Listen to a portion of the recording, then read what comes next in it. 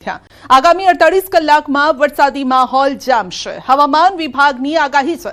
અનેક વિસ્તારોમાં ગાજવીજ સાથે સામાન્યથી મધ્યમ વરસાદ વરસી શકે છે। 18 જૂનના વેસ્ટર્ન ડિસ્ટર્બન્સ સક્રિય થશે। આજે બનાસકાંઠા, સાબરકાંઠા, અરવલ્લી, ગીર સોમનાથ, અમરેલીમાં વરસાદની આગાહી છે। ભાવનગર, ભરૂચ, સુરત, તાપી, ડાંગ, નવસારી, વલસાડ, દમણ, દાદરા નગર હવેલીમાં વરસાદની આગાહી કરાઈ છે। તો આગામી 7 દિવસ તાપમાન યથાવત રહેશે। 17 जून से लेकर 23 जून तक इसमें अगले 2 दिन के लिए हल्का से मध्यम बरसात का संभावना बताया गया है गुजरात रीजन के लिए। 18 जून के लिए जो गुजरात रीजन है इसमें जो डिस्ट्रिक्ट हल्का से मध्यम बरसात का संभावना रहेगा। अमरेली, माहीसागर, अरावली, माहीसागर और दाहोद के लिए बोला गया है। बाकी जो दिन हैं इसमें मौसम आमतौर पर शुष्क जाने का पूर्वानुमान दिया गया है। और 18 जून को एक वेस्टर्न डिस्टर्बेंस उत्तर पश्चिम भारत को इम्पैक्ट करने का संभावना है। तो ચોમાસાના આગમનને લઈને ચિંતાજનક સ્થિતિ હજુ પણ છે। ખેડૂતોની મુશ્કેલી વધારી રહ્યો છે એક દિવસ। સતત 10મા દિવસે પણ અરબ સાગરની શાખા સ્થિર છે।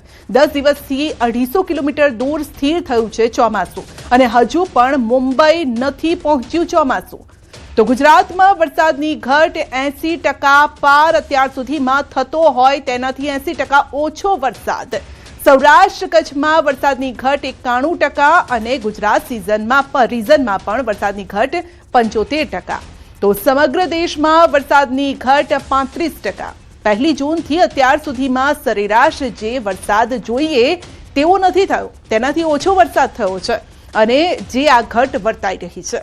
શું ચોમાસાના આગળના દિવસોમાં પણ વરસાદની આ ઘટ રિકવર થઈ શકશે કે નહીં તે એક મોટો સવાલ છે અને આ જ સવાલ અત્યારે ખેડૂતોને કોરી ખાઈ રહ્યો છે, ખેડૂતોની ચિંતા વધારી રહ્યો છે।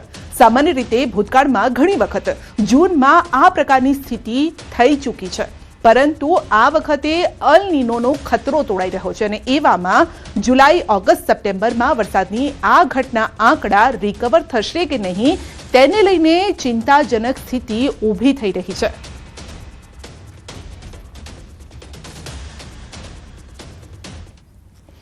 તો સવાલ હવે એ જ છે, કારણ કે વરસાદ અત્યાર સુધી આવી જવો જોઈએ પરંતુ કેમ નથી આવ્યો, હજુ પણ સ્થિર થઈ ચૂક્યો છે। કારણ કે કેરળમાં તો 3-4 દિવસ બાદથી એટલે સામાન્ય રીતે 1 તારીખ 1 જૂનથી કેરળમાં ચોમાસું બેસતું હોય છે, પરંતુ આ વખતે 5 જૂનની આસપાસ એટલે 3-4 દિવસ મોડો આવ્યો, પરંતુ શરૂઆત એક સારી રહી। ત્યારબાદ કર્ણાટક પહોંચ્યું, ગોવા પહોંચ્યું, પરંતુ ગુજરાત પહોંચતા પહોંચતા હજુ પણ વાર લાગી રહી છે। મહારાષ્ટ્રમાં આવીને આ ચોમાસું સ્થિર થઈ ગયું છે। 15 જૂનની આસપાસ જોઈ શકો છો ચોમાસું પહોંચી જવું જોઈએ, પરંતુ હજી સુધી આ ચોમાસું નથી પહોંચ્યું ને આ વખતે તો અલ નીનોનો ખતરો તોડાઈ રહ્યો છે ને જેના કારણે જ આ ચિંતા વધેલી છે।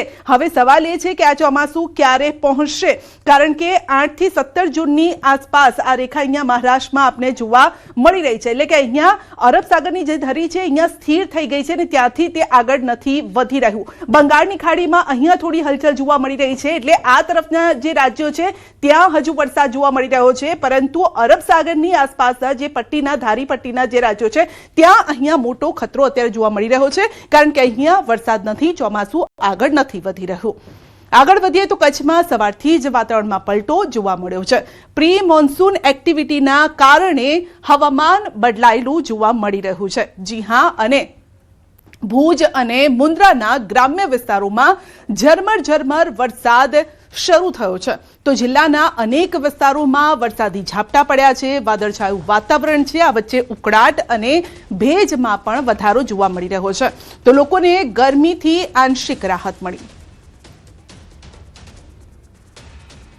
વડોદરાની સયાજી હોસ્પિટલ ફરી એકવાર વિવાદમાં આવી છે અને હોસ્પિટલની ઓપીડીમાં 3 વ્યક્તિઓ દ્વારા નમાઝ અદા કરતા હોવાનો આ વિડીયો વાયરલ થયો છે। સોશિયલ મીડિયા પર આ વિડીયો વાયરલ થયો છે, ચકચાર મચી ગઈ છે। વિડીયો સામે આવતા પોલીસ અને હોસ્પિટલ તંત્ર દ્વારા તપાસ પણ શરૂ કરવામાં આવી છે। તો વિડીયોમાં દેખાતા વ્યક્તિઓ કોણ છે અને કઈ પરિસ્થિતિમાં આ ઘટના બની છે તે અંગે તપાસ ચાલી રહી છે। પોલીસે હોસ્પિટલના અધિકારીઓ સાથે ચર્ચા કરી સીસીટીવી કેમેરાના મોનિટરિંગ સહિતની સુરક્ષા વ્યવસ્થા વધુ સઘન બનાવવા માટે સૂચના આપી છે।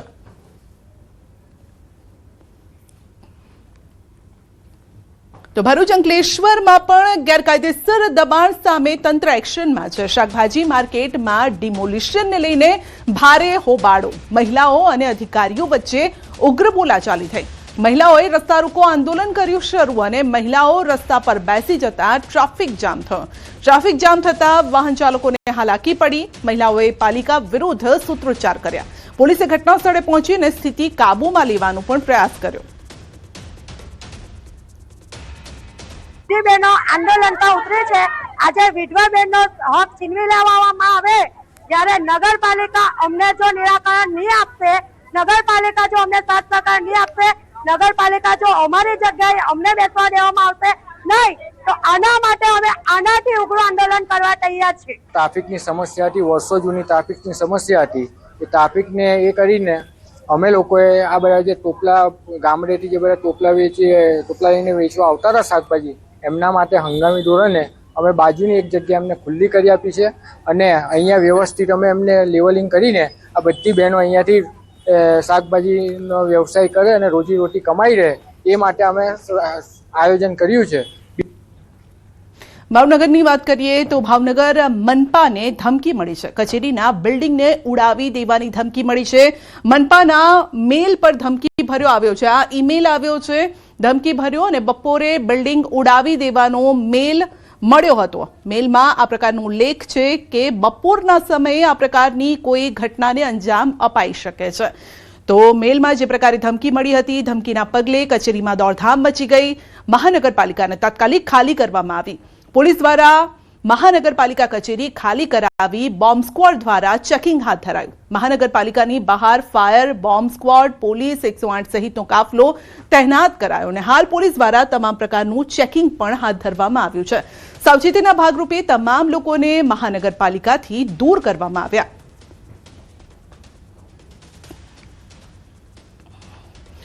જૂનાગઢના માંગરોળમાં બે જૂથ વચ્ચે બબાલ થઈ। જમાત ખાને હિસાબની મીટિંગમાં મારામારી થઈ તો સમાજના પૈસાના હિસાબ બાબતે આખો વિવાદ થયો હતો। આગેવાનોએ હિસાબનો ખાર રાખીને હુમલો કર્યો। 7 થી વધુ લોકો સામે પોલીસ ફરિયાદ અને સમગ્ર મામલે પોલીસે ફરિયાદના આધારે તપાસ પણ શરૂ કરી। તો આગેવાનોએ હિસાબનો ખાર રાખી અને હુમલો કર્યો હતો, જેના દ્રશ્યો પણ સામે આવ્યા છે। મારામારીની આ ઘટના, 7 થી વધુ લોકો સામે ફરિયાદ। અમદાવાદ સિવિલ હોસ્પિટલમાં મહિલા સિક્યુરિટી ગાર્ડ પર જીવલેણ હુમલાની ઘટના બની છે। હોસ્પિટલના રૂમ સેક્ટર વિસ્તારમાં દર્દીના પરિવારજનો સાથે પાર્કિંગ મુદ્દે થયેલા વિવાદ બાદ ગાર્ડ પર હુમલો કરવામાં આવ્યો અને જેમાં મહિલા ગાર્ડને માથામાં ગંભીર ઈજા પહોંચી। ઘટનાના પગલે હોસ્પિટલના દર્દીઓ અને સ્ટાફની સુરક્ષા અંગે ચિંતા વધી છે। સમગ્ર મામલે પોલીસ ફરિયાદ નોંધાતા તપાસ શરૂ કરવામાં આવી। હોસ્પિટલ તંત્ર દ્વારા સુરક્ષા વ્યવસ્થા વધુ કડક બનાવવાના પ્રયાસો હાથ ધરાયા છે। હોસ્પિટલમાં પ્રવેશ માટે આઈ કાર્ડ અને પાસ ફરજિયાત હોવાના નિયમોનું પાલન કરવા તેમજ સિક્યુરિટી સ્ટાફને સહકાર આપવા તંત્ર દ્વારા અપીલ કરવામાં આવી છે। પેશન્ટના રિલેટિવ્સને જ્યારે કોઈ ગાર્ડ રોકી રહ્યો છે કે તમે 3 જણા છો, તમારી વ્હીકલ અહીંયા પાર્ક નહીં કરી શકાય, તમે પાર્કિંગમાં વ્યવસ્થિત પાર્ક કરો। એ કોઈ પણ વ્યક્તિ આવીને પછી એ ગાર્ડ ઉપર હુમલો કરે એ પણ એક વસ્તુ યોગ્ય નથી। સિક્યુરિટી માણસ જ્યારે તમને રોકી રહ્યો છે તો તમારે એને કોઓપરેટ કરવું જોઈએ જેથી। વડોદરાના સયાજીગંજમાં તેલના ડબ્બાની ચોરીનો મામલો છે ને દર્શનમ ટ્રેડ સેન્ટર 3માં આવેલી તેલની દુકાનમાંથી ચોરીની ઘટના ઘટી છે। સીસીટીવીમાં આ કેદ થઈ છે આખી ઘટના। પોલીસે સીસીટીવી ફૂટેજ અને બાતમીના આધારે 2 આરોપી ઓમવીર અને રાજ ઉર્ફે રાજકુમારની ધરપકડ કરી। પોલીસે ચોરી કરાયેલા તેલના ડબ્બા તેમજ ગુનામાં ઉપયોગમાં લેવાયેલ બાઇક પણ જપ્ત કરી છે। પોલીસ તપાસમાં ખુલાસો થયો છે કે બંને આરોપીઓ સામે અગાઉ પણ ચોરી, મારામારી સહિતના અનેક ગુનાઓ નોંધાયેલા છે। હાલ પોલીસે અન્ય ગુનાઓ અંગે વધુ તપાસ પણ હાથ ધરી છે। લવ જેહાદ મામલે બીજી ફરિયાદ। બળાત્કાર, બનાવટી દસ્તાવેજ અને ખંડણીની કલમ ઉમેરાઈ છે। કરીમ સિપાઈ સામે બીજી ફરિયાદ અને હજુ પણ અન્ય ભોગ બનનાર સામે આવી શકે છે। તો કરીમ સિપાઈ સામે ફરિયાદ નોંધાઈ છે અને આ બીજી ફરિયાદ છે। મહેસાણામાં સ્વચ્છતા અભિયાનને વેગ આપવા માટે હવે એસટી નિગમે કડક કાર્યવાહી શરૂ કરી છે. જાહેર સ્થળો અને એસટી બસોમાં ગંદકી ફેલાવતા મુસાફરો સામે દંડની કાર્યવાહી કરવામાં આવશે.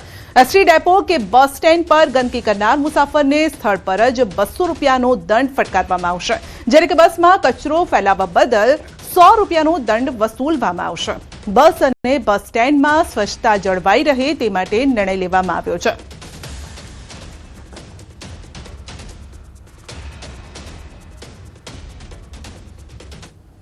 બસની અંદર મુસાફરો દ્વારા જો ગંદકી કરવામાં આવે તો ચાલુ બસે કંડક્ટર પણ 100 રૂપિયા દંડની જોગવાઈ કરી શકે છે અને ડેપોની પ્રિમાઇસની અંદર મુસાફરો જો ગંદકી કરતા માલુમ પડે તો ડેપો મેનેજર અથવા સુપરવાઇઝર દ્વારા 200 રૂપિયા જીએસટી સાથે દંડની જોગવાઈ હાલમાં અમલી છે. દાહોદના દેવગઢ બારિયા તાલુકાના પીપલોદ ગામમાં મેઇન બજાર નજીક આવેલ જૂની રેલવે ફાટક અને જૂના રણધીકપુર રોડ વિસ્તાર આજે પણ સ્થાનિકો માટે જીવલેણ માર્ગ સાબિત થઈ રહ્યો છે. વર્ષોથી લોકો જીવના જોખમે રેલવે ટ્રેક ઓળંગીને અવરજવર કરવા માટે મજબૂર છે અને છતાં પણ જવાબદાર તંત્ર દ્વારા કોઈ પણ કાયમી ઉકેલ લાવવામાં નથી આવ્યો. સ્થાનિકોના જણાવ્યા મુજબ આ માર્ગ પરથી મધ્યસ્થ શાળા, કમલ હાઈસ્કૂલ અને તેજસ વિદ્યાલયના આશરે 2000 વિદ્યાર્થીઓ દરરોજ પસાર થાય છે. ઉપરાંત દેવગઢ બારિયા ખાતે ઉચ્ચ અભ્યાસ માટે જતા અંદાજે 800 વિદ્યાર્થીઓ પણ આ જ માર્ગનો ઉપયોગ કરે છે. આ સિવાય આસપાસના 60 થી 70 ગામના 4000 થી વધુ લોકો રોજિંદી અવરજવર માટે આ જોખમી રેલવે ક્રોસિંગ પર નિર્ભર છે. સ્થાનિકોનું કહેવું છે કે છેલ્લા 20 વર્ષથી ફૂટ ઓવર બ્રિજની માંગ કરવામાં આવી રહી છે. અનેક વખત ખાતમુહૂર્ત થયા, જાહેરાત કરવામાં આવી, પરંતુ આ તમામ દાવાઓ વાયદા પોકળ સાબિત થઈ રહ્યા છે. આજ દિન સુધી કોઈ પણ વાસ્તવિક કામગીરી શરૂ નથી થઈ અને હાલમાં ઉપલબ્ધ ઓવરબ્રિજ વાહનો માટે બનાવવામાં આવ્યો છે, જ્યારે કે પગપાળા જતા લોકોને લગભગ 3 કિલોમીટરનો વધારાનો ફેરો કરવો પડે છે. પરિણામે મોટાભાગના લોકો સીધા રેલવે ટ્રેક પરથી પસાર થવાનું પસંદ કરે છે. તંત્રની નિષ્ક્રિયતા સામે લોકોમાં ભારોભાર રોષ છે. કોઈ મોટી દુર્ઘટના સર્જાય તે પહેલા તંત્ર જાગે અને તાત્કાલિક ધોરણે ફૂટ ઓવર બ્રિજ બનાવવામાં આવે તેવી સ્થાનિકોની માંગ છે. તો જીવના જોખમે લોકો આ રીતે રસ્તો પસાર કરી રહ્યા છે. રેલવે ટ્રેક પરથી બાળકો અભ્યાસ માટે જઈ રહ્યા છે. માની લો કોઈ મોટી દુર્ઘટના ઘટે તો જવાબદાર કોણ? શા માટે તેઓ માટે કોઈ વૈકલ્પિક રસ્તો બનાવવામાં નથી આવતો? 2000 બાળકોનો આ સવાલ છે, તેમના ભણતરનો સવાલ છે અને તેમના જીવનો સવાલ છે. શું આ બાળકોનો જીવ એ જીવ નથી? શા માટે તેમના જીવ સાથે આ રીતે રમત રમવામાં આવે છે? અકસ્માતો બાદ પણ તંત્ર કેમ હજુ સુધારવા માટે તૈયાર નથી? પગપાળા લોકો માટે કેમ કોઈ વૈકલ્પિક વ્યવસ્થા નથી કરવામાં આવતી? વાહનો માટે વ્યવસ્થા છે, પરંતુ આ જે નાના બાળકો છે તેમના જીવની જાણે કે કોઈને પરવા ન હોય તેમ લાગી રહ્યું છે.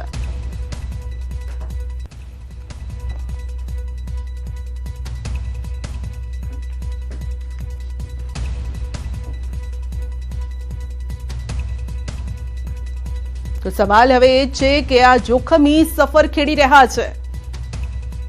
ન કરે નારાયણ ને ક્યારેક માની લો કે એવી કોઈ ઘટના બની જાય તો આખરે જવાબદાર કોણ રહેશે?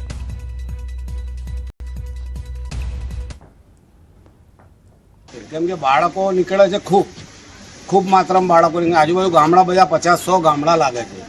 એક જ રસ્તો છે મુખ્ય, આ ગામમાં આવવા માટે એક જ રસ્તો છે ને પેલી બાજુ ફરવા જાય તો લગભગ 4 કિલોમીટર થઈ જાય પીપલોદ ગામમાં આવવું હોય તો. કયા ધોરણમાં ભણે છે? 12માં. તો રોજ આવી રીતના નીકળવા પડે છે? હવે અમારે એમ કેવું છે કે અહીંથી પબ્લિક બહુ નીકળે છે, સ્કૂલ વાળા છોકરાઓને તકલીફ થાય, લેડીઝોને કોઈ ગયડાઓને તકલીફ થાય, એટલે અમે 24 કલાકની ધંધો કરીએ એટલે અમે જોઈએ છીએ, પણ એટલી પ્રાર્થના કરીએ છીએ કે વહેલે છે તે ભણાઈ દે તો બહુ સારું. સ્કૂલ ભણવા જોઈએ, આ માણસને બહુ પડે છે. આ તરફ સુરતના પલસાણાના બગુમરા રેલવે ફાટક પાસે ટ્રેનની અડફેટે આવતા યુવકનું મોત થયું છે. ઘટનાની જાણ થતાં પોલીસ ઘટના સ્થળે પહોંચી તપાસ હાથ ધરી. પોલીસે મૃતદેહને પીએમ માટે ખસેડી આગળની કાર્યવાહી હાથ ધરી છે. મૃતક રાજસ્થાનના ભીલવાડા જિલ્લાનો રહેવાસી હતો.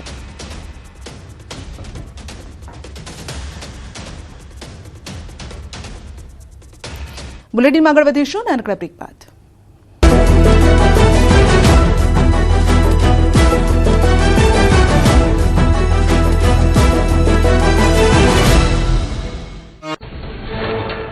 જેતપુરમાં કણકિયા પ્લોટ વિસ્તારમાં ગાય બેકાબુ બનતા લોકોમાં દોડધામ મચી ગાયને હડકવા થયો હોવાની ચર્ચાઓ. ગાયે 2 થી 3 વ્યક્તિઓને અડફેટે લીધા તો ઢોરપકડ ટીમને ભારે જહેમત બાદ ગાયને સુરક્ષિત રીતે પકડી પાડવામાં સફળતા મળી.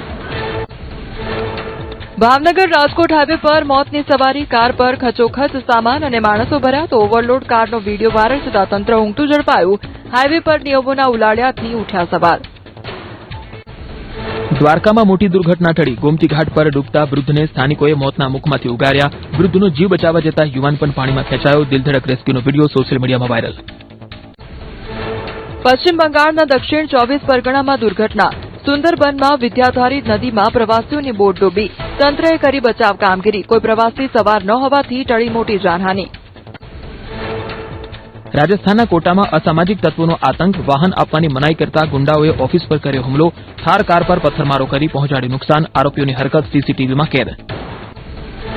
અમદાવાદના રિવરફ્રન્ટ પર અસામાજિક તત્વોનો આતંક. રોડ પર સ્ટન્ટ કરીને લોકોના જીવ મૂક્યા જોખમમાં. 4 વાહન ચાલકોએ બેદરકારીપૂર્વક વાહન ચલાવીને કર્યા સ્ટન્ટ. વીડિયોને લઈ પોલીસે શરૂ કરી તપાસ. દાહોદના પીપલોદની જૂના રેલવે ફાટક પર મોતનો મંજર. હજારો લોકો અને 2800 થી વધુ વિદ્યાર્થીઓના જીવ જોખમમાં. મોતના માર્ગ તરીકે ઓળખાય છે જૂની રેલવે ફાટક અને જૂના રણધીકપુર રોડ વિસ્તાર. વર્ષોથી લોકો જીવના જોખમે કરે છે અવરજવર. રેલવે ટ્રેક ઓળંગી અને ટ્રેનની નીચેથી પણ લોકો પસાર થતા હોય તેવા દ્રશ્યો આવ્યા સામે. તંત્ર અને જવાબદાર અધિકારીઓ દ્વારા નથી કરાતી અસરકારક કાર્યવાહી. રાજકોટની વિરાણી હાઈસ્કૂલની જમીનનો વિવાદ. પૂર્વ વિદ્યાર્થી પરસોત્તમ પીપળિયાને વધુ એક ફટકો. કલેક્ટર કોર્ટે પક્ષકાર બનવાની અરજી ફગાવી. અદાલતે સ્પષ્ટ કરતા કહ્યું જમીન વેચવાનો કોઈ મૂડ નથી. ત્યાં તો આધુનિક બિલ્ડિંગ બનશે. જૂનાગઢમાં સરકારી શાળાઓમાં ટ્રાન્સપોર્ટેશન ઠપ. વાલીઓની બૂમો પછી જાગ્યું શિક્ષણ તંત્ર. આવતીકાલથી 3800 થી વધુ પ્રાથમિક વિદ્યાર્થીઓ માટે દોડશે વાહનો. વિદ્યાર્થી દીઠ 600 થી 800 રૂપિયા ચૂકવશે સરકાર. એસએમસીએ કરવાની રહેશે વાહનોની વ્યવસ્થા.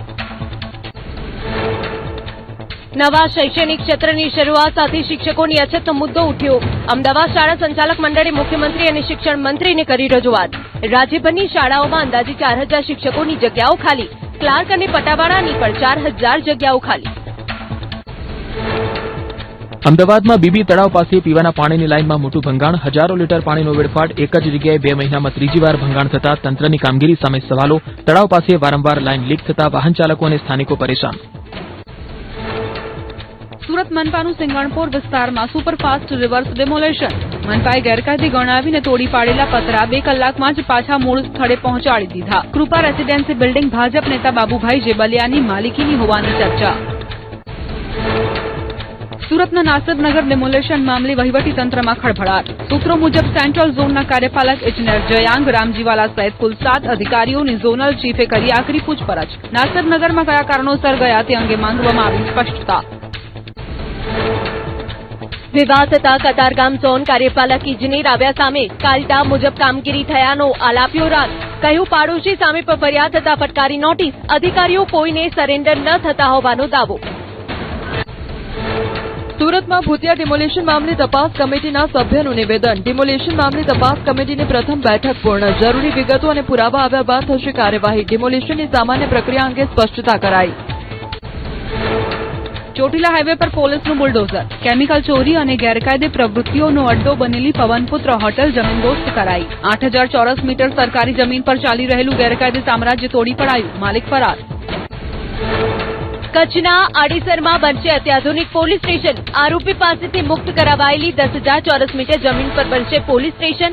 પોલીસ અધિકારીઓએ લીધી સ્થળની મુલાકાત. ભુજના નાના વરનોરા ગામે દૂર કરાયા દબાણ. ચુસ્ત પોલીસ બંદોબસ્ત સાથે નાના વરનોરા ગ્રામ પંચાયતની કામગીરી. પાકા તથા કાચા મકાન મળી કુલ 10 મકાનો તોડી પડાયા. ઉનાના ઉમેજ ગામે દબાણ હટાવો અભિયાન. ગામ અને ખેતીની જમીનો પરના દબાણો દૂર કરવા મેગા ડ્રાઈવ. 300 વીઘા સરકારી જમીન પરની પેશ કદમી દૂર કરવાની કવાયત. 19 જૂન સુધી ચાલશે કામગીરી. 4 જેસીબી મશીન સાથે તંત્રએ હટાવ્યા દબાણ. 21 પોલીસ કર્મચારીઓના ચુસ્ત.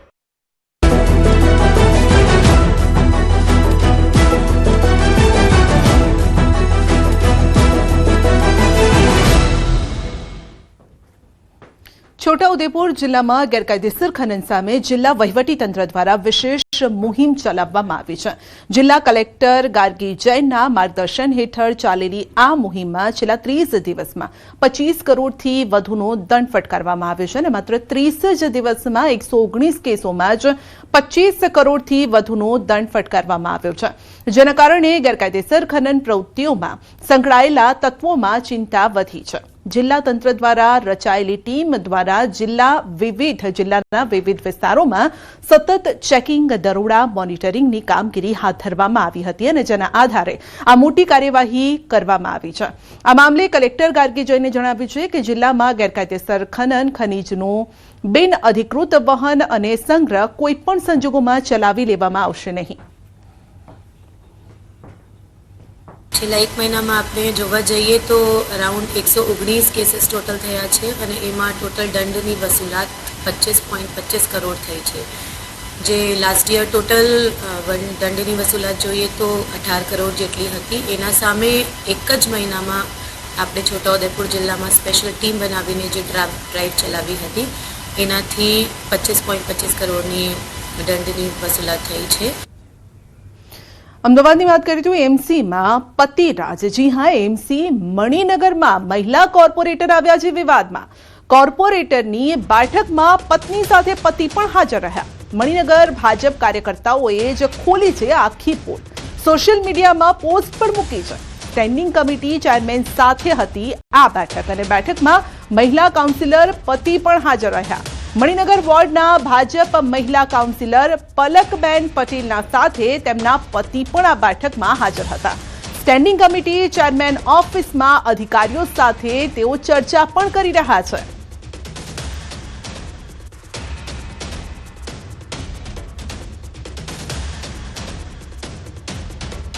તો પતિરાજ મુદ્દે સ્ટેન્ડિંગ કમિટીના ચેરમેનનો ખુલાસો છે કે આ કોઈ બેઠક ન હતી. ઔપચારિક અહીં કાર્યકર્તા આવ્યા હતા અને તે સમયે અધિકારીઓ સાથે ચર્ચા ચાલી રહી હતી.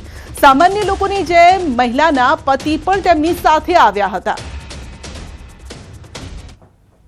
પહેલા તો હું એ સ્પષ્ટતા કરી દઉં કે આ કોઈ મીટિંગ નથી.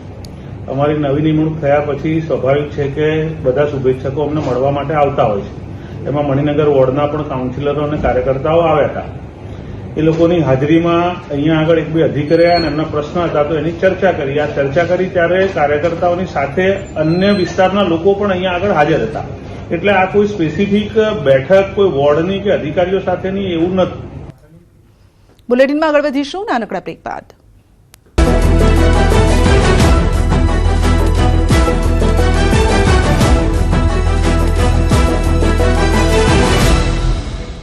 રાજકોટમાં આરોગ્ય વિભાગનો સપાટો, બાલાજી થાળમાં દરોડા. જો તમને એમ હોય કે વધુ પૈસા દઈએ અને તમે સારી રેસ્ટોરન્ટમાં સારું જમો છો તો કદાચ આ તમારી ભૂલ હોઈ શકે છે.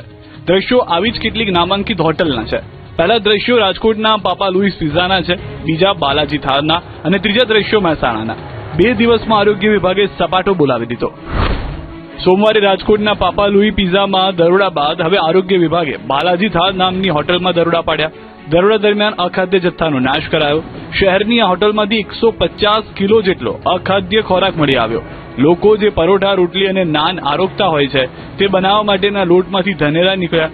આ પૂરણપોરીનો મસાલો જોઈ લો. લીલી ચટણી, ચોખા સહિતની વસ્તુઓ અખાદ્ય નીકળી. ચટણી ઉપર પણ કોઈ જ એક્સપાયરી ડેટ કે કોઈ લેબલ લગાડેલું ન હતું. આવી કેટલીય ખામીઓ આરોગ્ય વિભાગ સમક્ષ આવી, જેથી આરોગ્ય વિભાગ દ્વારા સ્થળ ઉપર જ અખાદ્ય ખોરાકનો નાશ કરવામાં આવ્યો.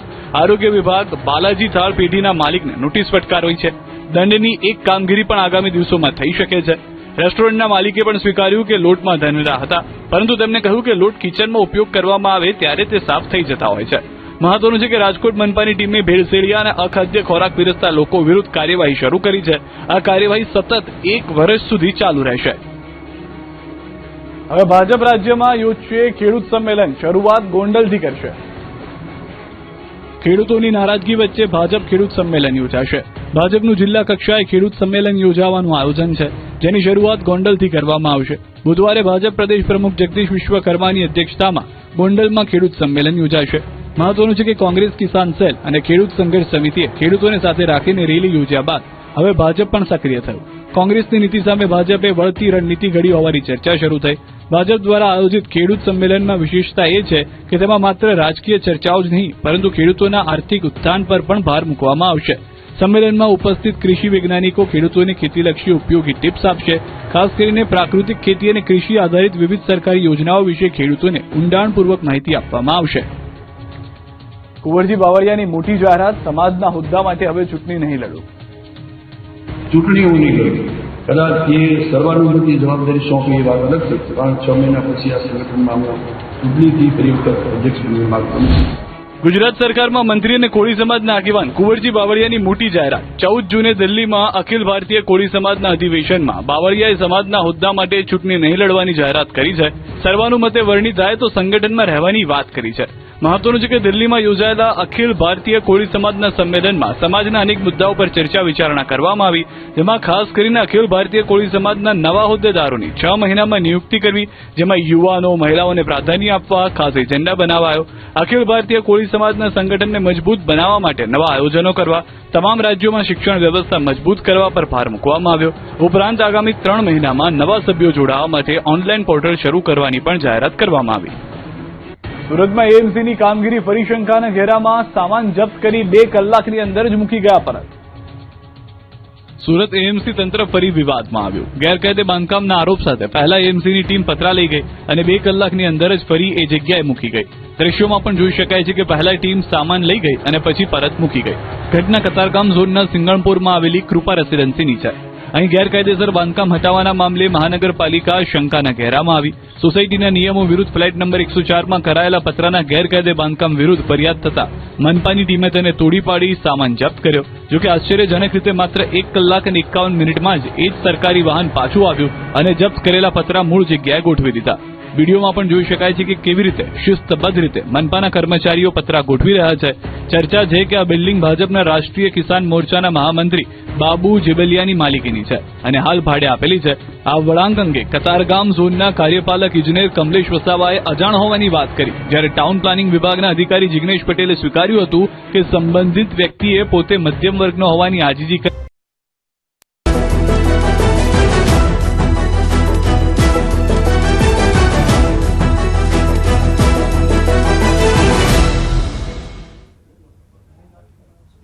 રાજ્યમાં 21 જૂને યોજાનારી નીટ યુજી પરીક્ષાને ધ્યાનમાં રાખીને પોલીસ તંત્ર એક્શન મોડમાં આવ્યું છે.